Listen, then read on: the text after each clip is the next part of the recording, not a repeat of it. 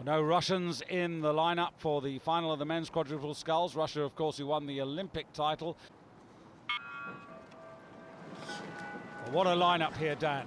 Yeah, it's absolutely fantastic, especially these individual athletes who've all, they've got world champions in single sculls. You've got Chalupa from the Czech Republic, who's been just a great single sculler with medals, bronze and silver medals. He's coming to the quad because Chinek, the great single sculler, has pushed him out of the single slot, but he's here still, great campaign, and there he is, two from the bow with a shiny bald head.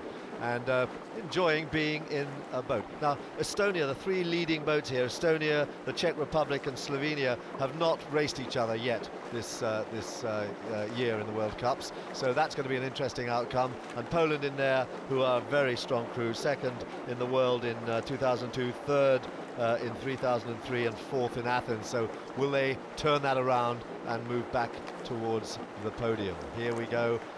We're 250 meters into the race. And it is the red vests of Poland who have the early advantage. Adam Korol in the stroke seat there, and the man in the two seat, Marek Kolbovic. These two have been rowing and competing together for some 7 years. But it's Adam Korol as the man who sets the rhythm, sets the pace, the 31-year-old from Gdansk, as Poland go through the first quarter with a half second, a little bit more advantage over Slovenia.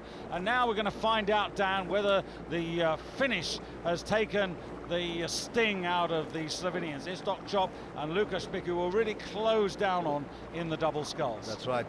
Doubling up in these two very difficult events is a big challenge for Spick and Chop. But they're in there, they're in second place, and that's a pretty surprising place for them to be. You'd have thought it would take a little while for them to get their legs working and for them to start to feed up through the second half of the race, but they're right up here.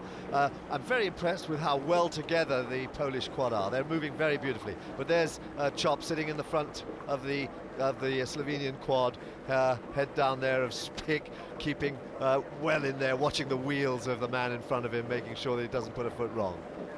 Right on the far side, the French, Jean-David Bernard, the man in the stroke seat from Bahrain, Barest and Hardy.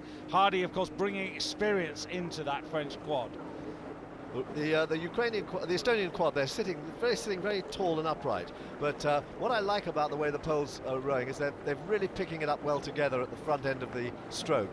And Poland is going through a real renaissance in their rowing. I mean, they're doing so well behind the great success of the lightweight double, Kucharski and Stich, and that's brought on the Polish women's sculling. It's brought on the Polish men's rowing. They've got a really good 8 here as well. And here's this Polish quad now leading the field. It's taken 3 or 4 years to really catch up with the lightweight double, but my goodness, their technique is good. They've got big athletes, and they row well. Well, keep saying nice things, Dan, and you might get a free beer next year when we go to Poznan for the World Cup. Well, I'm going to Poland actually with Oxford to race against most of that Polish 8 that I'm talking about now.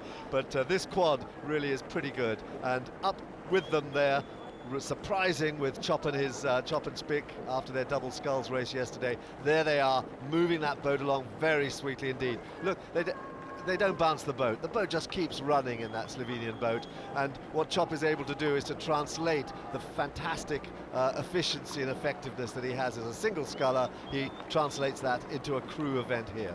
But it's worth also giving out the credentials of the Estonians, because we've already mentioned Yuri Jansen's silver medal in the Olympics. How deserved was that? And then Leonid Gulov and Tonu Endreksen in the engine room of that Estonian quad, 4th place in the double sculls, and Andrei Yemsai is really the new boy for them in the stroke seat. Well, he's not the new boy because he was in the quad last year that finished 9th at the Olympics.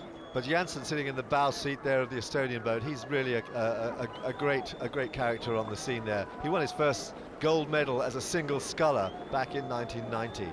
And what a career he's had. There he is, just sitting there in the bow seat. That's him just taking a look across. Such a competitor. And isn't it interesting to watch the way that this crew, they sit up tall and they just use the legs, they just pound the legs. There's much more swing in the Polish crew that we see here closest to us.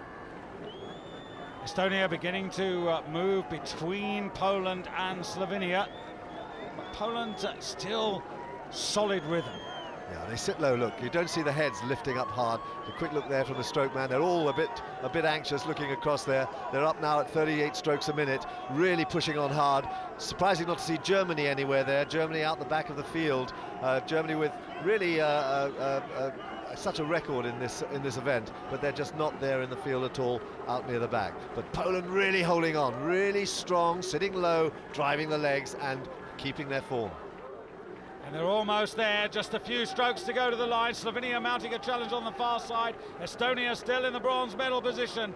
Poland, who were runners-up in 2002, bronze medalists in 2003, and only fourth in the Olympic Games, and they've reversed the trend and taken the world title from Slovenia. Estonia in bronze, and Czech Republic in fourth, ahead of France and Germany. It's been a long time coming, but Adam Korol, Michal Jelensky, Marek Kolbowicz and Konrad Wasilewski, they can now rejoice. So a gold medal to go with the bronze that they got in the double scull, but I wonder whether this crew can maintain their competitiveness, Dan, all the way through to Beijing. Well, I think they can. I mean, this will have given them a huge boost, and they're not young, but they certainly have got another 3 or 4 years in them to take them to Beijing. I think their closest challengers, Slovenia, are going to be. They're going to have to choose between whether they do the double or the quad, and that will have an effect. And Germany, I think, are a busted flush. Really, I think they haven't really performed here at all.